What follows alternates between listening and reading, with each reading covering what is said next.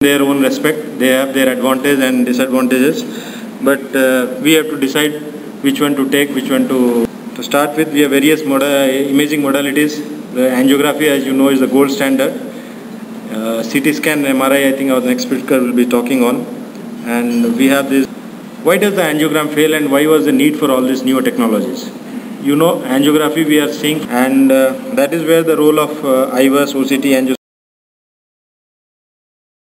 came. Here we are trying to see the coronary artery from inside, and we can see, and we can get a lot of information about. Just a little bit about ivus. Ivus, we all know, it's a high frequency sound. Here we have a transducer. We have two types of transducers, mechanical and phased arrays. In mechanical, we have a single transducer which rotates. The phased arrays are basically used when we are going for crossing of a CTO lesion. And this is how it looks when you have a catheter inside. This is the ivus catheter. This is the guide wire on which these are the two things. You can see here the normal, which has a very thin intima. What is basically in OCT? OCT also goes in the similar principle, but the only thing is, instead of sound wave, the development, you can see this is how it has developed over the years when we started initially. So this is how it has developed from 2001 to 2009. 2009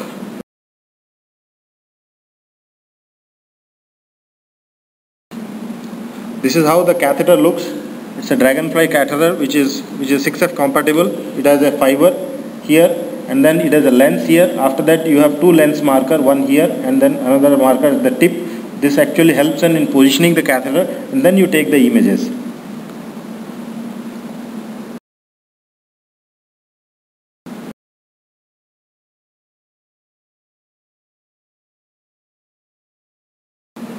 So this is how the image looks. This is a B mode image, and this is the longitudinal mode image you can see here. This is exactly what we see, just like an ivus. You can see here this is the adventitia, and whether it is accurate or not, the OCT has always compared with the histology. When we compare ivus with OCT, there are so many variations are there, but broadly you can see the comparisons between the OCT images and the ivus images. When it comes to assessing a ruptured plaque, if someone is not very familiar, he may miss. This is the intimal flap. You can see when you enlarge it, you can see there is an intimal flap which is very clearly seen in. Dissection, it will be difficult to identify, but yes, those who are doing ivus regularly, when it comes to intimal hyperplasia, it takes some time, some familiarity of the images to say that different types of plaque morphology is very clearly identified by the OCT. This patient has here, you can see the amount of instant restenosis. It is significantly more than what it was. These are the various ivus pictures. If you have low density plaque, this is how it will look. You can see the plaque here. This same thing here. If you have a lipid plaque, and this is the fibrous plaque.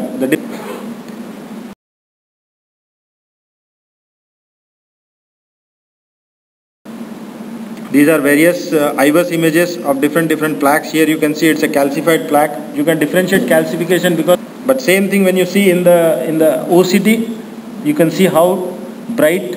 And so these are the three different types of plaque which we see. One is the fibrous plaque, as I said. These are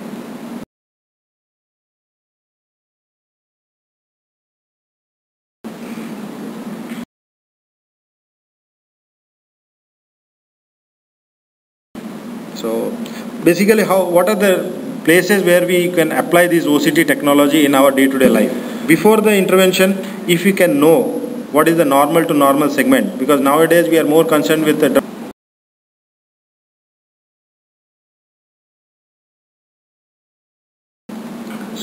here this patient who came with a troponin positive. And same situation if you have a patient who came with ACS, but when you do a OCT and you find that there is a large amount of thrombus here. When we are doing a PCI, what are the things we are looking at when we are doing an OCT? We can decide. So here you can see we have deployed the stent, and these are the stent struts, and you can see all the stents are very. Here you can see after deploying the stent, beyond the stent you can see there is a dissecting flap which looks very clearly. And here you can see, after deploying the stent, you can clearly see that these are the studs which are well apposed, but when you go, these are the parameters how you assess whether it is apposed or non-apposed, because this, here you will see it's a tissue prolapse. And here you can see you have taken a longitudinal section. You see in this patient, after the stent, same thing when you are using a bifurcation stenting. Here is a LED diagonal bifurcation stenting. This, and when we compared all these things with the ivus, and it post stenting, I'll just take 5 minutes. Post stenting, what we are more interested is regulating stent. Yeah, here this patient came with instant restenosis. You can see the struts here, and there is a significant of instant restenosis.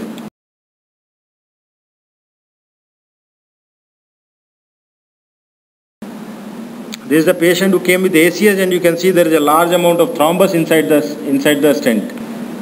One important thing here is, you can see here, this is a bare metal stent and drug-eluting stent. In the bare metal stent, you can see, and it has also, they have also compared different drug-eluting stent also, and they have said that after 6 months, the jotarilumous eluting stent has therapy. And this slide clearly shows that OCT is much better than ivus, because so this is the future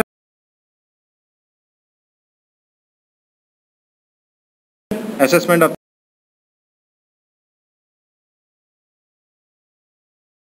INCAP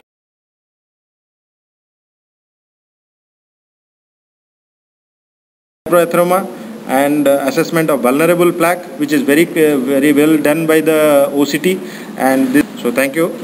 In conclusion, enhanced resolution of the lesion by OCT helps in optimizing our